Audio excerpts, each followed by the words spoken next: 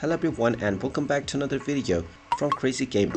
In this video, I'm going to show you how to change your password on the Caesars Casino game. So let's get started right away. First of all, open up the Caesars Casino game on your device, and once you open it up, you will be taken to the main menu. Now from this page, tap on the menu icon at the top right corner and this will open up the settings page.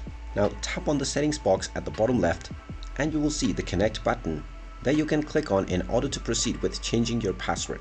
You will then be asked to use your login credentials.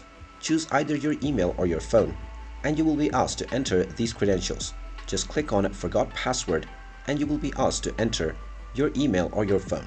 Just enter your email address and tap on the send button and you will receive a link within your email inbox from the Caesars Casino game. Just tap on the link and you will be allowed to create your new password.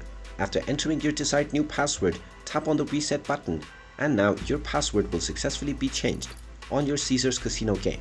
You can then use your new password in order to log into your account and all of your progress will now be saved within this account. And there you have it. That is how easy it is to change your password on the Caesars Casino game. If you find this video helpful, make sure you hit that like button and subscribe to our channel if you haven't done so already.